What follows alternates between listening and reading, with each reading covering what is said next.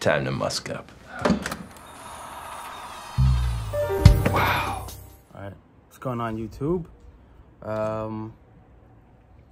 Another video about a fragrance that I am absolutely in love with.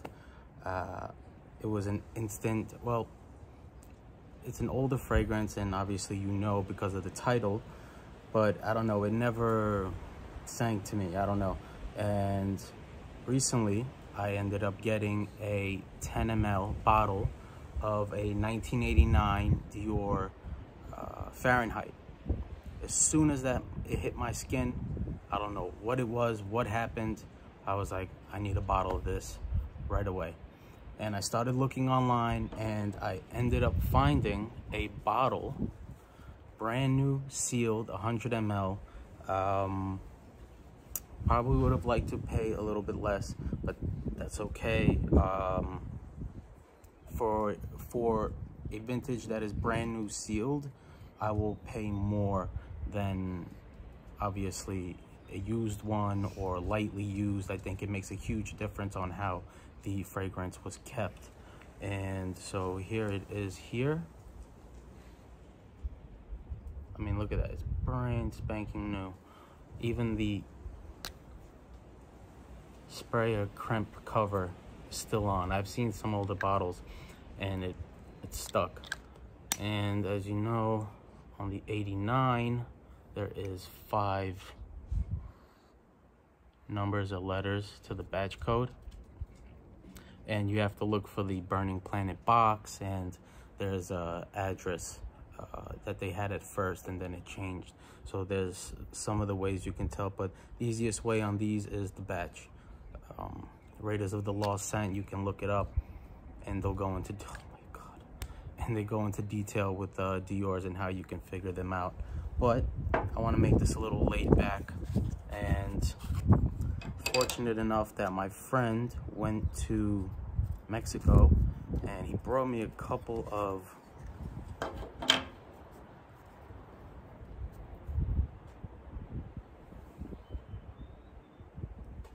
Cohiba Cuban cigars, and I would like the weather to be a little bit nice, but at least it's not raining like it was for the last 2 days. I mean, it felt like winter almost again, and yeah, it freaking sucked. All right, let's get it started.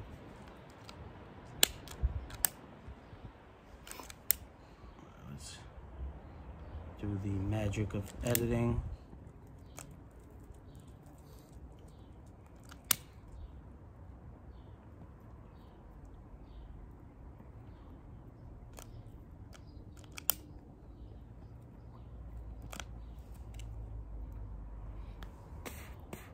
Oh man, this is good. Really good. Nice and smooth. Kind of smoky, obviously. Kind of spicy. But anyways, it's not what we're here for. So let's go into the scent. And what I want to speak about is the vintage versus modern, and what I think personally. Because I did end up getting a sample of the modern one from Ulta, I think, and I tried it a couple of times, and you might be surprised. But this is a 1988 release. There's a bunch of notes here, but I don't want to go into it because, let's be real here, I can't really smell all of them, and probably you can't either. So I want to go into what I get mostly here. And at the top, of course, everyone is familiar with that petrol violet leaf blast here, and it's here. This bottle was kept absolutely perfect. It almost feels like nothing has degraded, and it feels like it's getting a little bit stronger since I put some sprays into this and put some air in here. So it is just absolutely kicking, and just breathtaking really how good it is. So of course you get that violet leaf off the top, and I feel like that's really mostly all I get, but I do see the color kind of, you know, this bottle, plus I get purplish hues as well. Almost a little some rubbery texture. Don't worry, buddy, I'm almost done. Almost some rubbery textures here. And I think there's the lavender plays a big part in here as well. And as it dries down, of course, that petrol ozonic kind of smell starts to go away a little bit. I feel like the lavender starts to come up a little bit. I get some spiciness here as well. I remember looking on Fragrantica, and the main note that people were saying was leather. And I don't know if I agree with that necessarily. I think the violet leaf and the lavender are pretty high up there. I would say also vetiver. I definitely get some earthy vetiver tones here as well. So some browns in there. Some maybe kind of little crunchy leaves kind of vibe. Kind of like this a little bit, you know?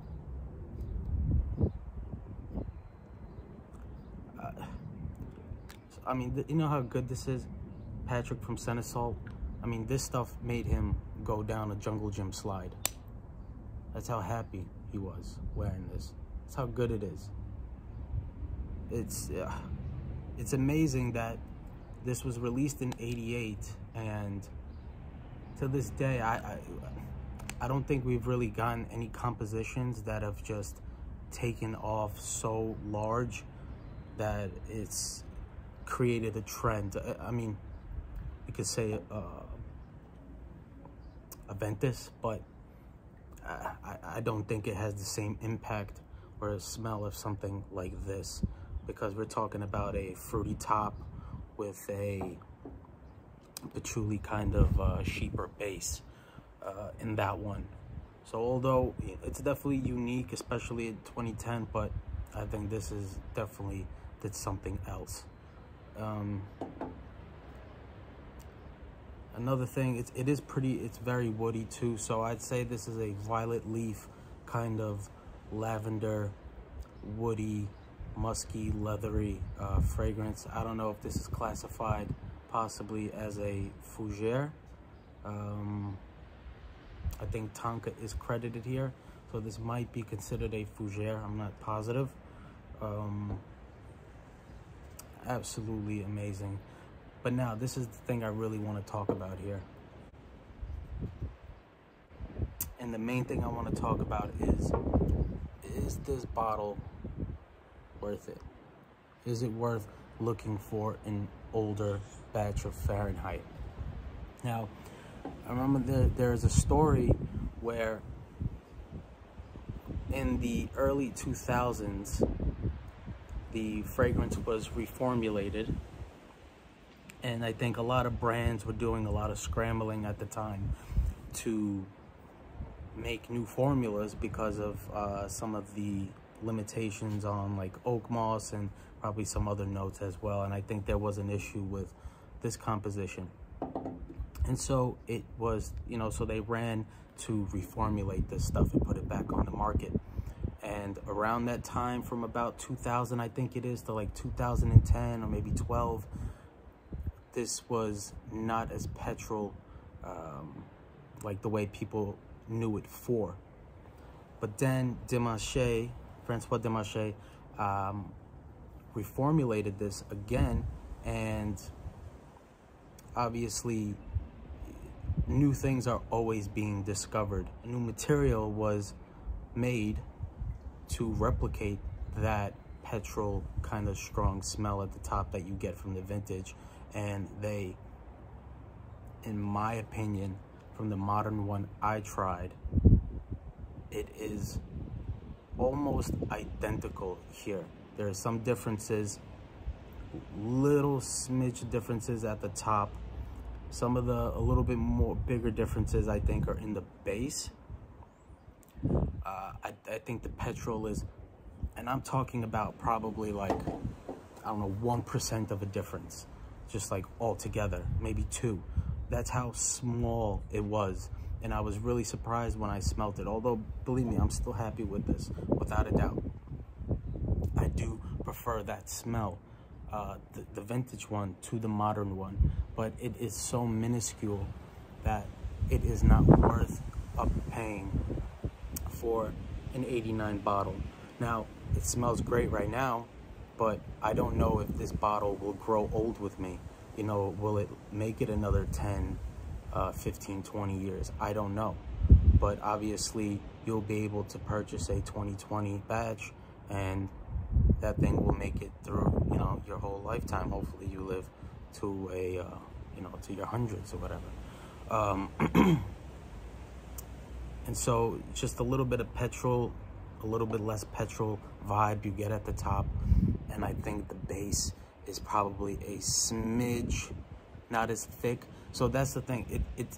The smell is almost identical. Maybe it's the performance that is a little bit different, but it's not a huge difference. If you really weren't comparing them, it would be like even if I probably did a blind smell on 2 strips, mixed them up, and tried to figure out which is the vintage, I would have a very difficult time figuring it out.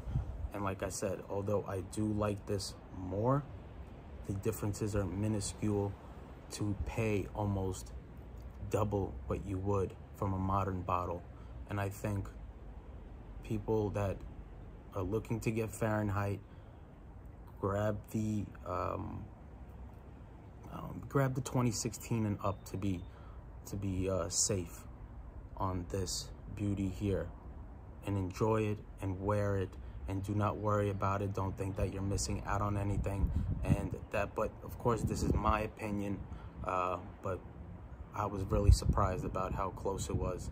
And Dimash seems like he's very, very good at doing the reformulations for Dior. Okay, and hope that helps anybody that's looking for a vintage, or can't decide on which one to get. And it is Sunday, and I hope everyone enjoyed their weekend. Take it easy. Bye.